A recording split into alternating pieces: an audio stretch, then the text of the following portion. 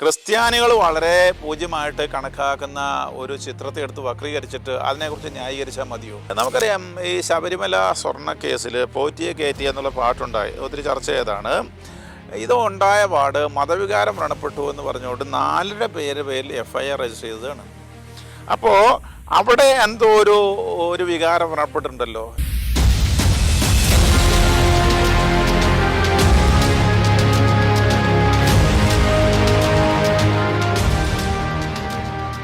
ആവിഷ്കാര സ്വാതന്ത്ര്യം അതിര് കടക്കുമ്പോൾ കൊച്ചി ബിനാലയിൽ നടന്നത് ക്രൈസ്തവ സമൂഹത്തോടും ക്രൈസ്തവ വിശ്വാസത്തോടുമുള്ള വെല്ലുവിളി തന്നെയാണ്. തീവ്ര നിലപാടുകളില്ലാത്ത സാധാരണക്കാരായ വിശ്വാസികളെ പ്രകോപിപ്പിക്കുന്നത് ആർക്കു വേണ്ടി, എന്തിനു വേണ്ടി, ആരെ പ്രീതിപ്പെടുത്തുവാൻ വേണ്ടിയാണ് ഇവിടുത്തെ രാഷ്ട്രീയക്കാർ ചില മതവിശ്വാസികളെ പ്രകോപിപ്പിക്കുന്നത്? കൊച്ചി ബിനാലെ നമുക്ക് നൽകുന്ന പാഠങ്ങൾ എന്തൊക്കെയാണ്? തുറന്നു പറഞ്ഞ് തറയക്കടവിലച്ചൻ.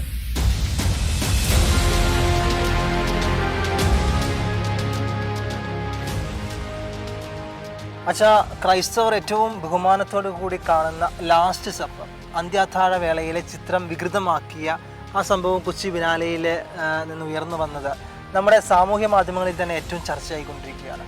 എന്താണ് യഥാർത്ഥത്തിൽ അവിടെ സംഭവിച്ചത്? ഷക്കിന പ്രേക്ഷകർക്കുള്ള നമസ്കാരം. നമ്മളിപ്പോൾ മാധ്യമങ്ങളിൽ അറിയുന്നത് പോലെ ഇത് വലിയ ചർച്ചയായിട്ടുള്ളൊരു സമയമാണ്. എനിക്ക് ഇത് പറയുമ്പോൾ ഒരു സംഭവമാണ്, ഞാൻ കോട്ടയത്ത് അവിടെ പഠിച്ചുകൊണ്ടിരിക്കുന്ന കാലത്ത് ഉണ്ടായൊരു സംഭവമാണ് എനിക്ക് ഓർമ്മ വരുന്നത്. കോട്ടയം മെഡിക്കൽ കോളേജിൽ അവിടെ ഒരു രോഗി സന്ദർശനം നടത്തിയിട്ട്, ഞാൻ വിദ്യാർത്ഥിയാണ്, അവിടെ ഒരു ഓഫീസിൻ്റെ വാതിൽക്കൽ നിൽക്കുമ്പോൾ അവിടെ ഒരു പോലീസുകാരൻ നിന്ന്, അയാൾ സാധാരണ ഡ്രസ്സിലാണ് നിന്ന്, ആ ഓഫീസിലുള്ള ആളോട് എന്തോ വർത്തമാനമൊക്കെ പറഞ്ഞുകൊണ്ടിരിക്കുകയാണ്. പെട്ടെന്ന് അവിടേക്ക് ഒരു പോസ്റ്റ്മാൻ എൻ്റെ പോസ്റ്റ് കേട്ട് അവിടെ വന്നു. അയാൾ ഓഫീസിൽ, അയാളുടെ ഡ്യൂട്ടിയിലാണ്. അങ്ങനെ വന്നു ഇവരവിടെ നിന്ന് 1-2 അങ്ങോട്ടും ഇങ്ങോട്ടും പറഞ്ഞ് ഉടനെ ഈ പോലീസുകാരൻ അധികാരം ഉപയോഗിച്ചുകൊണ്ട് ഈ പോസ്റ്റ്മാൻ്റെ അപ്പനെ കയറി വിളിച്ചു. അപ്പനെ വിളിച്ചു കഴിഞ്ഞപ്പോൾ പോസ്റ്റ്മാൻ ചെയ്തത്, അയാൾ ആ പോസ്റ്റിൻ്റെ പൊതുക്കിട്ട് ആ മേശപ്പുറത്ത് വെച്ചിട്ട്, എന്ന് പറഞ്ഞാൽ പടിയുടെ പുറത്താണ് നിൽക്കുന്നത്, പുറത്ത് അങ്ങോട്ട് വെച്ചിട്ട് ഇയാളുടെ ചെവികളിട്ട് ആദ്യം അടിക്കുന്നത്. അതിനുശേഷം ഇയാൾ വാച്ച് ഊരുകയാണ് അടുത്ത അടിക്ക് തയ്യാറായിക്കൊണ്ട്. അങ്ങനെ ചെയ്താൽ എന്താണെന്ന് വേണേൽ ചോദിക്കാം. അയാളുടെ അപ്പനെ വിളിച്ചപ്പോൾ, അത് പോസ്റ്റ്മാനാണ്, അയാളുടെ അപ്പനെ വിളിച്ചപ്പോൾ അത് പോലീസാണെന്ന് അയാൾ നോക്കിയില്ല. അയാൾക്കത് ഇഷ്ടപ്പെട്ടില്ല. കാരണം അത് അയാൾക്ക് ബന്ധമുണ്ട്, അത്രയേ ഉള്ളൂ. അപ്പോൾ ഇങ്ങനെ വരച്ചാൽ എന്താണ്, അല്ലെങ്കിൽ അങ്ങനെ ചെയ്താൽ എന്താണെന്ന് ചോദിക്കുന്നതിന് ഉത്തരം ഇതാണ്. ഒരാൾക്ക് ഒരു കാര്യത്തോട് ബന്ധമുണ്ട്, അത് തന്നെയാണ് കാര്യം. ഇപ്പോൾ അന്ത്യത്താഴത്തിലെ ചിത്രത്തിൻ്റെ കാര്യം പറയുകയാണെങ്കിൽ, ഇത് ക്രിസ്ത്യാനികളെ സംബന്ധിച്ചിടത്തോളം, പ്രത്യേകിച്ച് കത്തോലിക്കർക്ക് വളരെ പ്രധാനപ്പെട്ട വിഷയമാണ് ഈ പരിശുദ്ധ കുർബാന എന്ന് പറയുന്നത്. വിശുദ്ധ യോഹന്നാന്റെ സുവിശേഷം 6-ാം അധ്യായത്തിലും അതുപോലെ 13-ാം അധ്യായത്തിലും ലൂക്കായുടെ സുവിശേഷം 22-ാം അധ്യായത്തിലും മത്തായിയുടെ സുവിശേഷം 26-ാം അധ്യായത്തിലും എല്ലാം പറഞ്ഞു വരുന്ന ഈ ഒരു അന്ത്യ അത്താഴത്തിൻ്റെ വിവരണം, അത് പഴയ കാലത്ത് നമുക്കറിയാലോ, എഴുത്തൊന്നും ഇല്ലാത്തൊരു കാലമാണ്. അന്ന് ഈ ചിത്രങ്ങളിലൂടെയാണ് ഈ ആശയങ്ങൾ കമ്മ്യൂണിക്കേറ്റ് ചെയ്തിരുന്നത്. അങ്ങനെ ആ ഒരു കാലത്ത് മൈക്കലാഞ്ചലോ ആവിഷ്കരിച്ച ഈ അന്ത്യത്താഴത്തിൻ്റെ ആ ആശയം കമ്മ്യൂണിക്കേറ്റ് ചെയ്യുന്നൊരു ചിത്രമാണ് ഈ അന്ത്യത്താഴ ചിത്രം എന്ന് പറയുന്നത്. അതുകൊണ്ട് തന്നെ അത് വളരെ പാവനമായിട്ട് ക്രിസ്ത്യാനികൾ ലോകമെമ്പാടും സ്വീകരിച്ചിരുന്നു. അതിനെ എടുത്ത് വികൃതമാക്കുമ്പോൾ ഈ പരിശുദ്ധ കുർബാനയുമായിട്ട് ബന്ധപ്പെട്ട കാര്യങ്ങൾ സ്നേഹിക്കുന്ന ആളുകൾക്ക് തീർച്ചയായിട്ടും വൈകാരികമായിട്ടൊരു പ്രശ്നമുണ്ടാകും. കാരണം അവരതിനെ സ്നേഹിക്കുന്നത് കൊണ്ടാണ്. ക്രിസ്തുവിൻ്റെ സ്ഥാനത്ത് വേറൊരാൾ വയ്ക്കുക, അതും വളരെ മോശമായ രീതിയിൽ അതിനെ ചിത്രീകരിക്കുക, ശിഷ്യന്മാരുടെ സ്ഥാനത്ത് സന്യാസികൾ ചിത്രീകരിച്ചിട്ട് അതിലൊരു കോൺടെക്സ്റ്റ് സൃഷ്ടിക്കുക, ഇതൊന്നും നമുക്ക് സ്വീകരിക്കാവുന്ന കാര്യങ്ങളല്ല. ഇനി ഇത് ഇന്ന് ഉണ്ടായതാണോ എന്ന് ചോദിച്ചാൽ, ഇത് പ്രകോപനത്തിന് വേണ്ടിയാണെന്നുള്ളത് എല്ലാവർക്കും അറിയാവുന്ന കാര്യമാണ്. 2016 ഡിസംബറിൽ ഭാഷാഭൂഷണിൽ ഇത് വന്നതാണെന്നുള്ളത് ഇപ്പോൾ എല്ലാവർക്കും അറിയാം. അന്ന് വലിയ അതന്ന് പറഞ്ഞിരുന്നത് സി ഗോപാലിൻ്റെ മൃദുവാംഗിയുടെ ദുർമൃത്യു, അങ്ങനെ എന്തോ പറഞ്ഞുകൊണ്ടുള്ളൊരു കഥയുടെ ദൃശ്യാവിഷ്കാരം എന്നാണ് പറഞ്ഞുകൊണ്ടിരുന്നത്. അങ്ങനെ പറഞ്ഞ അത് വലിയ വിശ്വാസികളിൽ നിന്ന് വലിയ പ്രതിഷേധം ഉണ്ടായപ്പോൾ അത് പിൻവലിച്ചതാണ്. എന്തുകൊണ്ടാണ് ഇയാൾക്ക് ഈ ചിത്രം തന്നെ വരയ്ക്കണമെങ്കിൽ, ഇങ്ങനെ ഒരു ചിത്രം വരയ്ക്കണമെങ്കിൽ മറ്റൊരു ഫ്രെയിം കണ്ടുപിടിക്കാൻ കഴിയാത്തത്? അത്രയും കഴിവില്ലാത്ത ഒരാളെയാണ് നമ്മൾ കലാകാരൻ എന്ന് പറയുന്നത്. മനോരമ അവർ കച്ചവടക്കാരാണ്. അവർ ഇതിൻ്റെ നഷ്ടം മനസ്സിലാക്കിയിട്ട് ആ ഇഷ്യൂ പിൻവലിച്ചതാണ്. എന്നിട്ട് വേറെ പ്രിൻ്റ് ചെയ്തു എന്നാണ് ഞാൻ മനസ്സിലാക്കുന്നത്. അത്രയും ഈ മനോരമ അവർ കച്ചവടം നടന്ന ആളുകളുടെ ഒരു വിവേകം പോലും നമ്മുടെ ഭരണാധികാരികൾക്കില്ലേ, ജനത്തിൻ്റെ വോട്ട് മേടിച്ച് ജയിച്ച് അധികാരത്തിൽ വരുന്ന ആളുകൾക്ക് ഇല്ലേ എന്നാണ് എനിക്ക് ഈ വിഷയത്തിൽ ചോദിക്കാനായിട്ടുള്ളത്. അച്ഛനിപ്പോൾ പറഞ്ഞതിൽ നിന്ന് എനിക്ക് മനസ്സിലായത് ഇത് 2016 വന്നതും പിന്നെ പിൻവലിച്ചതുമായ ഒരു കാര്യമാണ്. ശരിക്കും ഇത് കരുതിക്കൂട്ടിയുള്ള പ്രകോപനം തന്നെയല്ലേ?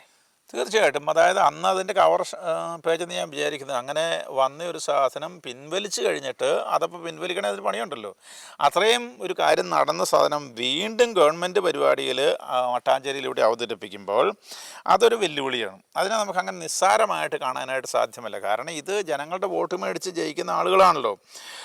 സർക്കാർ ചെയ്യുന്ന പരിപാടിയാണ്. പള്ളുരുത്തി നമ്മുടെ യൂണിഫോം കേസുണ്ടല്ലോ, ഇതിനകത്ത് എന്ത് നിലപാട് നമ്മൾ കണ്ടു അത് തന്നെ നമ്മൾ കാണുന്നത്. അതായത് തലേ ദിവസം സ്കൂളിൻ്റെ കൂടെ നിന്ന് കാര്യങ്ങൾ ശരിയാണെന്ന് സാധാരണ ആളുകൾക്ക് മനസ്സിലാകുന്നത്, കാരണം 30 വർഷമായിട്ട് യൂണിഫോം ഉള്ളതാണല്ലോ അന്ന് പറയുന്ന മന്ത്രി പിറ്റേ ദിവസം നേരെ മറിച്ച് അഭിപ്രായം പറയുന്നു. ഇങ്ങനെ തിരിച്ച് പ്രകോപനപരമായിട്ട് മാത്രം ഇതിനെ കാണുന്ന അവതരിപ്പിക്കുന്ന രീതിയാണ് നമ്മൾ ഇപ്പം കണ്ടുകൊണ്ടിരിക്കുന്നത്. തീർച്ചയായിട്ടും അത്തരം സ്റ്റേറ്റ്മെന്റുകളെല്ലാം ഒരു വിഭാഗത്തെ മാത്രം പ്രീണിപ്പിച്ചുകൊണ്ട് അതിനോട് മാത്രമുള്ളതാണ്. അല്ലച്ചാ, കഴിഞ്ഞ ദിവസം ഏഷ്യാനെറ്റിലെ ഇതിനെ ന്യായീകരിച്ചുകൊണ്ട് തന്നെ ഒരു ന്യൂസ് അവർ ഇറക്കിയിട്ടുണ്ട്. അപ്പോൾ അതെന്താണ്? ഈ വിഷയത്തിൽ ജനത്തിൻ്റെ വികാരം ഓൾറെഡി അറിയാവുന്നതാണ് അല്ലേ? അപ്പോൾ പിന്നെ അതിനകത്ത് ആകക്കണ്ണുകൊണ്ട് കാണാൻ പറയേണ്ട കാര്യമില്ല. ഈ ചിത്രകാരൻ ഇതിനു മുമ്പ് നടന്നൊന്നും അറിയാത്ത ഒരാളാണോ എന്ന് വേണം നമ്മൾ വിചാരിക്കുക. അപ്പോൾ എന്താണ് ഇയാൾ ആർക്ക് വേണ്ടി ഇത് വരയ്ക്കുന്നത്? പിന്നെ ഈ കോൺഗ്രസ്സിന് എന്തിൻ്റെ കേടാണെന്നാണ് അവതാരകൻ ചോദിക്കുന്നത്. ഇതേ ചോദ്യം ഇയാളോട് തിരിച്ചു ചോദിച്ചോളൂ. ഇയാൾക്ക് എന്തിൻ്റെ കേടാണ് ഇതൊക്കെ പറഞ്ഞു നടക്കുന്നത് നമുക്ക് തിരിച്ചു ചോദിക്കാമല്ലോ. നമുക്ക് ഈ വൈകൃതങ്ങൾ കാണുമ്പോൾ അത് മനസ്സിലാക്കാൻ പോലും കഴിവില്ലാത്തൊരു തലമുറ ഉണ്ടായി വരുന്നു എന്നാണ് നമ്മൾ മനസ്സിലാക്കിയിട്ട് ഇതിനകത്ത്. അതാണ് നമുക്ക് വാസ്തവത്തിൽ ആകുലപ്പെടുത്തേണ്ട ഒരു കാര്യം. അച്ഛാ, എന്താണ് ഈ കൊച്ചി ബിനാലെ? കൊച്ചി മുസീരിസ് ബിനാലെ എന്ന് പറയുന്നത് ഇന്ത്യയിലെ ഏറ്റവും വലിയ അന്തർദേശീയ സമകാലീന കലയുടെ പ്രദർശനമാണ്. ഓരോ 2 വർഷമാണ് ഇത് നടക്കുന്നത്. 2012 ആരംഭിച്ചത്. നടത്തുന്നത് കൊച്ചി ബിനാലെ ഫൗണ്ടേഷനാണ്. കൊച്ചിയിലെ പല സ്ഥലങ്ങളിലായിട്ടാണ് ഇത് നടക്കുന്നത്. ഇന്ത്യയിലെയും ലോകത്തെയും എല്ലാം കലാ പ്രദർശനമാണ്. ചിത്രങ്ങൾ, ശില്പങ്ങൾ, വീഡിയോകൾ, ഇങ്ങനെ എല്ലാ സാധനവും ഉണ്ടായിരിക്കും. പല വിഷയങ്ങൾ, സാമൂഹികം, രാഷ്ട്രീയം, സാംസ്കാരികം, മതപരവും, ഇങ്ങനെ പല വിഷയങ്ങൾ സംസാരിക്കുക. കേരളത്തിൻ്റെ സംസ്കാരം ലോകത്തിന് മുമ്പിൽ കൊണ്ടുവരിക എന്നുള്ളതാണ് ഇതിൻ്റെ ഒരു പ്രധാന ലക്ഷ്യം. പക്ഷെ നമ്മുടെ ചോദ്യം ഇതാണോ കേരള സംസ്കാരം എന്നുള്ളതാണ്. ഇങ്ങനെയൊക്കെയുള്ള കാര്യങ്ങളാണോ കേരള സംസ്കാരം അവതരിപ്പിക്കുന്നത്? നമുക്കറിയാം, ഈ ശബരിമല സ്വർണ്ണക്കേസിൽ പോറ്റിയെ കയറ്റി എന്നുള്ള പാട്ടുണ്ടായി, ഒത്തിരി ചർച്ച ചെയ്തതാണ്. ഇത് ഉണ്ടായ പാട് മതവികാരം വ്രണപ്പെട്ടു എന്ന് പറഞ്ഞുകൊണ്ട് 4 പേരിൽ FIR രജിസ്റ്റർ ചെയ്തതാണ്. അപ്പോൾ അവിടെ എന്തോ ഒരു വികാരം വ്രണപ്പെട്ടിട്ടുണ്ടല്ലോ. ഇങ്ങനെ അവർക്ക് രാഷ്ട്രീയപരമായിട്ടുള്ള വികാരം ഉണ്ടെങ്കിൽ വിശ്വാസികൾക്ക് മതവികാരം ഉണ്ടാകാൻ പാടില്ലേ? അങ്ങനെയുള്ള ഈ ഭരണം അവർക്ക് രാഷ്ട്രീയക്കാർക്ക് പ്രധാനപ്പെട്ടതാണെങ്കിൽ, അത് കിട്ടുക എന്നുള്ളത് പ്രധാനപ്പെട്ടതാണെങ്കിൽ, മതവിശ്വാസികളുടെ മതചിഹ്നങ്ങൾ പ്രധാനപ്പെട്ടതാണ്. അതെന്തുകൊണ്ടാണ് ഈ കലാകാരന്മാർക്ക് മനസ്സിലാക്കാൻ പറ്റാത്തത്? അല്ലെങ്കിൽ നമ്മൾ ഈ കരിക്കൊടി വിഷയമൊക്കെ നമുക്ക് അറിയാവുന്നതാണ്. കറുത്ത തുണി കണ്ടാൽ നമുക്ക് വികാരം വ്രണപ്പെടുമായിരുന്നു. അപ്പോൾ ഇങ്ങനെയുള്ള സാഹചര്യത്തിൽ ഇതെന്തുകൊണ്ടാണ് ഇവർക്ക് ഈ മനുഷ്യൻ്റെ വികാരങ്ങൾ മനസ്സിലാക്കാൻ കഴിയാതെ പോകുന്നതെന്ന് നമ്മൾ ചിന്തിക്കണം. ഇതേ ഗവൺമെൻറ് മന്ത്രിയാണ് ക്രിസ്ത്യൻ സ്കൂളിൽ യൂണിഫോം പ്രശ്നത്തിന് അഭിപ്രായം മാറ്റി പറഞ്ഞത്. പിറ്റേ ദിവസം മറ്റാർക്കോ വേണ്ടി അഭിപ്രായം മാറ്റിയെന്ന് നമുക്കറിയാം. ഇതേ ഗവൺമെൻറ് തന്നെയാണ് കേരള ടൂറിസം വകുപ്പ് ഇസ്ലാമിൻ കേരള എന്ന ഡിജിറ്റൽ മൈക്രോസോഫ്റ്റ് സൈറ്റ് തയ്യാറാക്കാൻ വേണ്ടി 2023 93.8 ലക്ഷം രൂപ അനുവദിച്ചു. മറ്റു മതക്കാർക്കൊന്നുമില്ല കേട്ടോ. കേരളത്തിൽ ഇസ്ലാമിൻ്റെ ചരിത്രവും സംസ്കാരവും ഒക്കെ ടൂറിസ്റ്റുകൾക്ക് കാണിച്ചു കൊടുക്കാനായിട്ട് വേറെ ആരുടെയും ഇവർക്ക് സ്വീകാര്യമല്ല. 2024 ഇതേ പാർട്ടിയുടെ ഒരു വക്താവാണ് ക്രിസ്തുവിൻ്റെ തിരുഹൃദയ ചിത്രം വക്രീകരിച്ച് അവതരിപ്പിച്ചത്. നമുക്കറിയാം, സുരേഷ് ഗോപിയുടെ ചിത്രവും ഒക്കെ വെച്ചിട്ട് തിരുഹൃദയ ചിത്രം അവതരിപ്പിച്ചത്. പക്ഷേ അതിനകത്ത് കണ്ട ഒരു നന്മ എന്താണെന്ന് ചോദിച്ചാൽ അയാൾക്ക് തെറ്റ് മനസ്സിലാവുകയും അയാൾ ക്ഷമാപണം നടത്തുകയൊക്കെ ചെയ്തു. അങ്ങനെ ഒരു വിവേകം ഇല്ലാത്ത ഒരു കലാകാരൻ എന്ന് വിളിക്കാമെങ്കിലാണ് ടോം വട്ടക്കുഴി എന്ന് നമ്മളിപ്പോൾ പറയേണ്ടി വരും. കാര്യം അദ്ദേഹം അതിനെ ന്യായീകരിച്ചുകൊണ്ടിരിക്കുകയാണ് വീണ്ടും. അതായത് ഇത്രയും കാര്യങ്ങളൊക്കെ നടന്നിട്ടും ഒന്നും അറിയാതെ ന്യായീകരിച്ചുകൊണ്ടിരിക്കുകയാണ്. ഇതേ ഗവൺമെൻറ് തന്നെയല്ലേ ഈ ജനുവരി 2 നടക്കുന്ന ഭാഗ്യക്കുറി ടിക്കറ്റിൽ സുവർണ്ണ കേരളം ഭാഗ്യക്കുറി ടിക്കറ്റിൽ ഹിന്ദുക്കൾ പൂജ്യമായിട്ട് കണക്കാക്കുന്ന ശിവലിംഗത്തിലേക്ക് യോനിരക്തം വീഴുന്ന ചിത്രം പബ്ലിഷ് ചെയ്തിരിക്കുന്നത്. അപ്പോൾ ഇതെന്താണിത്? ഇതൊക്കെയാണോ കല എന്ന് പറയുന്നത്? ഇതാണോ കേരളത്തിൻ്റെ സംസ്കാരം? വരച്ചവന് ഈ സർക്കാർ ചിലപ്പോൾ നമുക്കറിയാലോ, നമ്മുടെ ഇപ്പോൾ പരിചയം വെച്ചിട്ട് അവാർഡും കൊടുത്തു കളയും. അതാണ് നമ്മുടെ ഒരു നിലവിലെ സാഹചര്യം. ഇതേ ഗവൺമെൻറ് തന്നെയാണ് 2018 ഈ ശബരിമലയിൽ സ്ത്രീകളെ കയറ്റുന്നതിനെക്കുറിച്ച് വലിയ പ്രശ്നങ്ങളൊക്കെ ഉണ്ടാക്കിയത്. അതിനുശേഷം അത് തണുപ്പിക്കാനായിട്ട് അയ്യപ്പ സംഗമമൊക്കെ നടത്തുന്നത് നമുക്കറിയാമല്ലോ. ഇങ്ങനെ മറ്റ് മതങ്ങളുടെ ഈ വിശ്വാസപരമായ കാര്യങ്ങളിലേക്ക് ഈ അതിക്രമിച്ച് കയറുന്നത് എന്തിനാണ്? അച്ഛാ, ഇതേ മനോഭാവമല്ലേ 2024 സ്കൂൾ കലോത്സവത്തിൽ 1ാം സ്ഥാനം കിട്ടിയ ആ നാടകത്തിനും പറയുവാനുള്ളത്? അതെ, മലപ്പുറത്ത് നടത്തിയ മലപ്പുറം ജില്ലയിലെ കലോത്സവത്തിൽ 1ാം സ്ഥാനം കിട്ടിയ നാടകത്തിൽ ഇത് തന്നെയാണ് കാര്യം പറയാനുള്ളത്. വീരനാട്യം എന്ന് പറയുന്നത് AKM ഹയർ സെക്കൻഡറി സ്കൂളാണ്, കോട്ടൂരാണ് നടത്തിയത്. അത് ഗവൺമെൻറ് പരിപാടിയാണെന്ന് വിചാരിക്കണമല്ലോ. രാമായണത്തിലെയും മഹാഭാരതത്തിലെയും കഥാപാത്രങ്ങളൊക്കെ സ്ത്രീകളുടെ കണ്ണിലൂടെ വായിക്കുക എന്നുള്ളതാണ്.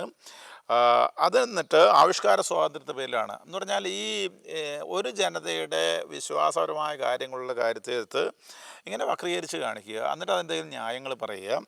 ഇത് ഒരു സ്ഥിരം കലാപരിപാടിയാണ്. ഇങ്ങനെയുള്ള ഈ ഒരു സംവിധാനത്തിൽ എങ്ങനെയാണ് നമ്മൾ അധിക്ഷേപിക്കാതെയും ക്രിയാത്മകമായിട്ടുമൊക്കെ നമുക്ക് ക്രിട്ടിസൈസ് ചെയ്യാമല്ലോ. ഈ പഴയ പുരാണങ്ങൾ എടുത്തു വെച്ചിട്ട് ഇന്നുള്ള ആളുകളെ വെറുതെ അങ്ങോട്ട് അധിക്ഷേപിക്കുക. അതേ സമയത്ത് 6ാം നൂറ്റാണ്ടിലെ കാര്യം ഇപ്പോഴും ചെയ്യണമെന്ന് പറയുന്നവരോട് ഭയങ്കര സ്നേഹമാണ് ഇവർക്ക്. അതാണ് രസം. ഒരു ഭാഗത്ത് പുരാണങ്ങളെ എടുത്തു വെച്ചിട്ട് ഇപ്പോഴുള്ള ആളുകളെ ക്രിട്ടിസൈസ് ചെയ്യുക, ചുമ്മാതെ വിമർശിക്കുക. മറുഭാഗത്ത് 6ാം നൂറ്റാണ്ടിലെ കാര്യം ചെയ്യുന്നവരോട് അവരുടെ കൂടി അങ്ങ് ചെയ്യുക. ഇത് രണ്ടും കൂടി എങ്ങനെയാണ് വർക്ക് ചെയ്യുന്നത്? അച്ഛാ, ഇതൊക്കെ ഒരു ഇന്ത്യൻ സംസ്കാരം എന്ന് നമുക്ക് പറയാൻ സാധിക്കും. അതാണ് വാസ്തവം. നമ്മൾ ഈ ഇന്ത്യയിലുള്ള ഒരു ഉദാഹരണം, ഒരു ഹിന്ദു പുരാണം പറയാം. നമ്മൾ ആവിഷ്കാര സ്വാതന്ത്ര്യം എന്നൊക്കെ പറയുമ്പോൾ എനിക്ക് ഓർമ്മ വരുന്നത് പാലാഴി മഥനത്തിൻ്റെ കഥയാണ്. അത് കഥ എല്ലാവർക്കും അറിയാവുന്ന ഞാൻ കരുതുന്നു. ശാപമോക്ഷത്തിനായിട്ട് പാലാഴി ഈ കടഞ്ഞ കഥയാണ്. ദേവന്മാരും അസുരന്മാരും കൂടെ കൂടിയിട്ട് ദേവന്മാർ വിഷ്ണുവിൻ്റെ നേതൃത്വത്തിൽ, അസുരന്മാർ ബാലിയുടെ നേതൃത്വത്തിൽ മന്ദാരപർവ്വതം കടകോലായിട്ട് ഉപയോഗിക്കുന്നു. നാഗരാജാവായിട്ടുള്ള വാസുകിയാണ് ഒരു കയറായിട്ട് ഉപയോഗിക്കുന്നത്. ദേവന്മാരും അസുരന്മാരും ഈ സമയത്ത് ഒരുമിച്ച് പ്രവർത്തിക്കുന്നു ഈ പാലാഴി കടയാൻ വേണ്ടിയിട്ട്. അതിനകത്തുനിന്ന് പല സാധനങ്ങൾ പൊങ്ങി വരുന്നുണ്ട്.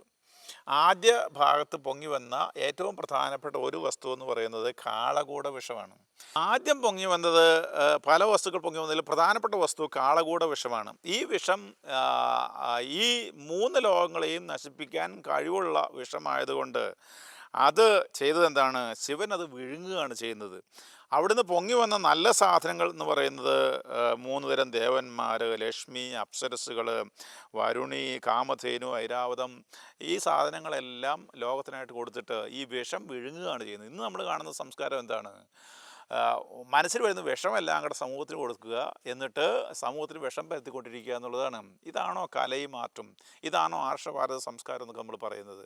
അതുകൊണ്ട് ഇവിടെ നമുക്ക് മാറ്റം ഉണ്ടാകണം. ലോകത്തിന് മുമ്പിൽ നമ്മൾ പ്രദർശിപ്പിക്കേണ്ടത് നല്ല കാര്യങ്ങൾ പ്രദർശിപ്പിക്കുക. ഇങ്ങനെയുള്ള ഈ വൈകൃതമായിട്ടുള്ള കാര്യങ്ങളൊക്കെ എന്തിനാണ് ഈ അന്ത്യത്താഴ് ചിത്രം എടുത്തിട്ട് ഇതുപോലെ തന്നെയല്ലേ ഉണ്ടായൊരു സാധനമല്ലേ കക്കുകളി നാടകം എന്ന് പറയുന്നത്? അത് വലിയ ആവിഷ്കാരമായിട്ടാണ് കണക്കാക്കുന്നത്. പക്ഷേ എനിക്ക് ചോദിക്കാനുള്ളത്, ഈ സമൂഹത്തിൽ എന്തെല്ലാം കാര്യങ്ങളുണ്ട്. ഈ സമൂഹത്തിൻ്റെ നിലനിൽപ്പിൻ്റെ ഇങ്ങനെ നമ്മൾ വിമർശിച്ച് അങ്ങോട്ട് അവതരിപ്പിക്കാൻ മാത്രം എന്ത് തിന്മയാണ് ഈ സിസ്റ്റർമാർ ഈ സമൂഹത്തോട് ചെയ്യുന്നത്? ഇവരെ അങ്ങനെ വിമർശിക്കണമെങ്കിൽ ഇവരുടെ തന്നെ നേതാക്കളിലേക്ക് നോക്കിയാൽ പോരെ? ഈ സമൂഹത്തെ മുഴുവൻ ഈ നശിപ്പിച്ച് ഇങ്ങനെ തകർത്തെടുത്ത ഈ നേതാക്കന്മാരുടെ ജീവിതത്തിലേക്ക് നോക്കി അവർക്ക് വിമർശനം പറഞ്ഞാൽ പോരെ? അതിന് ഈ സമൂഹത്തിൽ എന്തെങ്കിലും ശുശ്രൂഷ ചെയ്യുന്ന ഈ സിസ്റ്റർമാരുടെ ജീവിതം ഉപയോഗിച്ചുകൊണ്ട് അതിനെ തകർക്കാൻ വേണ്ടിയിട്ട് കലയായിട്ട് നടക്കുന്നതിനെക്കുറിച്ച് എന്താണ് പറയേണ്ടതെന്ന് എനിക്ക് അറിഞ്ഞുകൂടാ.